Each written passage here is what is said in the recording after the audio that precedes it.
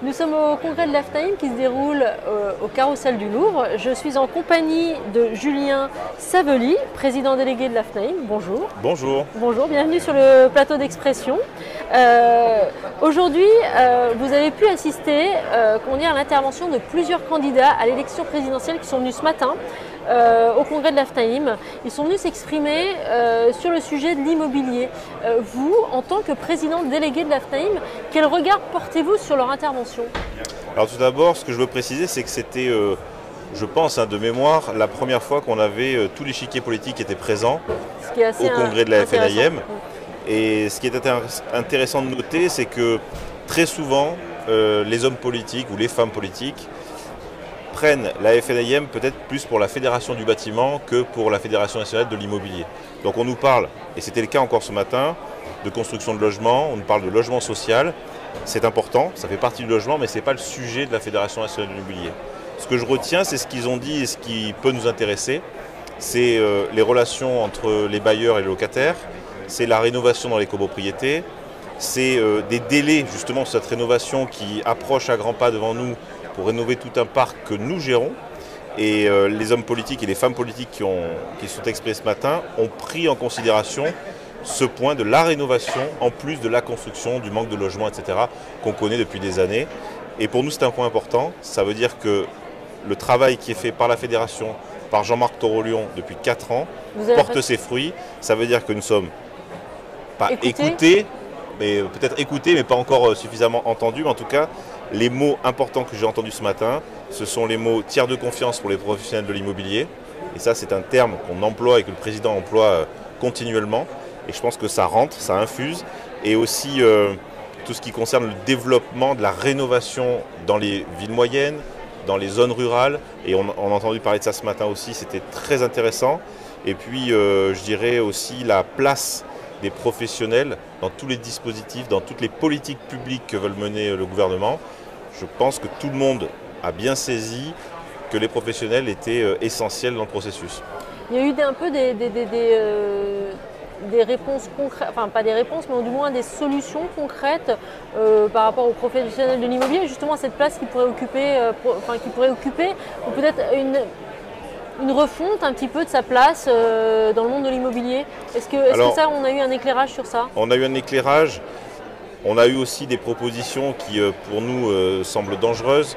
Je parle d'une garantie universelle des loyers impayés. On a entendu parler de ça ce matin. En quoi ça pourrait être dangereux, ce genre de là où c'est dangereux, c'est qu'en fait, l'idée, c'est de dire tous les locataires sont tous couverts. Oui. Tous les bailleurs couvrent leurs locataires contre les risques d'impayés. Le risque, c'est quoi? C'est qu'on envoie un message très clair aux locataires. C'est pas grave si vous ne payez pas, de toute façon, tous les logements sont assurés pour ne pas payer vos loyers. Donc ça, c'est pas du tout une position que la FNAIM soutient. On est pour la responsabilisation des acteurs, enfin des locataires ou des bailleurs. On n'est pas du tout pour un assistanat de l'immobilier. Autre point qui, par contre, lui, est intéressant, c'est la prise en compte, encore une fois, de la rénovation. C'est-à-dire de la place, notamment des syndics que nous sommes, dans le cadre de la rénovation énergétique des logements qui arrivent à grands pas. On a entendu certains candidats nous dire, moi je veux le faire, alors c'est 2034 la deadline, certains nous disent moi je veux aller en 2030, les écologistes ont dit moi je veux tout faire avant 2030, on est en 2022 dans quelques jours, ça semble assez utopique. Et puis d'autres disent bah non, moi je veux repousser, laisser encore plus de temps aux Français pour raisonner leur parc. Certains nous ont dit je veux aider à financer, certains nous ont dit je veux de la rénovation gratuite. Voilà, donc il y a quand même un petit côté, j'en donne un peu à tout le monde et puis j'essaye de faire plaisir. Mais quand on est en face de professionnels de l'immobilier responsables, qui sont des entrepreneurs, on ne peut pas nous faire croire que tout va être gratuit, que tout va être beau, vite et bien fait. Voilà, donc au-delà de toutes ces choses un petit peu utopiques et qui servent la soupe des politiques dans un moment de campagne électorale, je retiens surtout qu'ils étaient tous présents et qu'ils ont pris le temps de venir parler avec les professionnels immobiliers. Ils ont, pour certains, bien bossé les sujets, bien lu les propositions de la FNAIM puisque les termes étaient repris.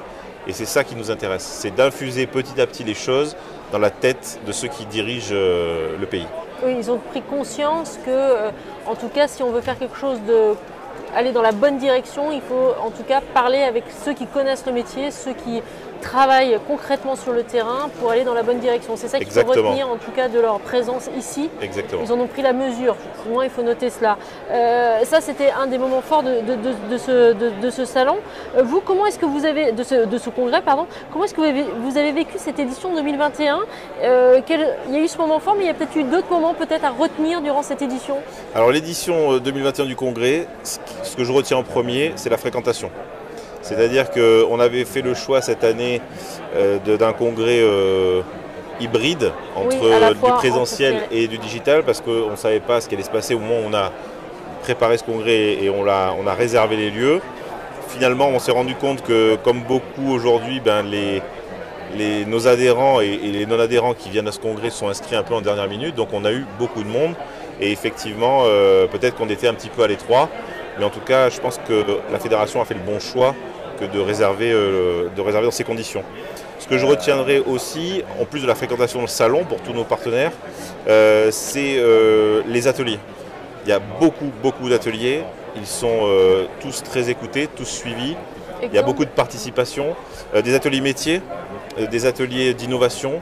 Enfin, vous avez la liste de tous les ateliers. Donc il y a beaucoup d'innovation, il y a beaucoup de discussions autour des métiers. Et puis il y a surtout, c'est surtout l'occasion pour la FNIM de dire et de montrer à ses adhérents qu'il faut bouger. Que l'immobilier, ce n'est pas quelque chose de figé, que les métiers de l'immobilier, on ne peut pas rester dans le conservatisme, sinon on va droit dans le mur. Donc la FNIM est là aussi pour piquer un petit peu ses adhérents, pour leur dire on sait ce qui se passe autour, bougez-vous, évoluez, avancez. Et franchement, on peut dire que les agents immobiliers, les syndics, les administrateurs de biens sont au rendez-vous, parce qu'on n'est pas une population à se laisser mourir. Ouais.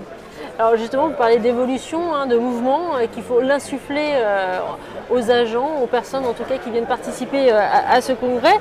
Vous, quelles sont justement vos ambitions, vos objectifs pour 2022 dans cette dynamique ?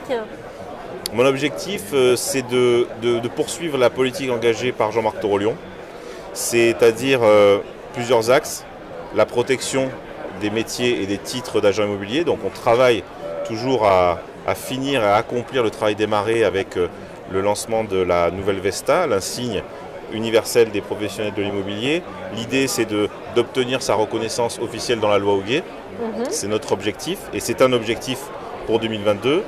Notre objectif aussi, c'est de rassembler vraiment la fédération autour d'une idée commune que la FNIM est au-dessus des modèles économiques, au-dessus des choix d'entreprise, est un syndicat professionnel et c'est vraiment d'essayer de rassembler tous les adhérents de la FNIM, tous les présidents de nos chambres, dans l'idée qu'on a encore, comme je vous disais tout à l'heure, beaucoup de choses à faire évoluer et que pour évoluer, il faut qu'on évolue ensemble. L'idée, c'est d'avoir un collectif assez puissant et de se rassembler, puisqu'on arrive aussi en fin de mandat pour Jean-Marc Torolion. Mon objectif, c'est qu'on ait une FNIM rassemblée. D'accord, écoutez, merci beaucoup pour vos précisions, vos éclairages sur ce congrès, sur cette édition 2021. Je vous remercie d'avoir été présent sur ce plateau d'Expression. Excellent congrès, fin de congrès à vous. Merci. Merci.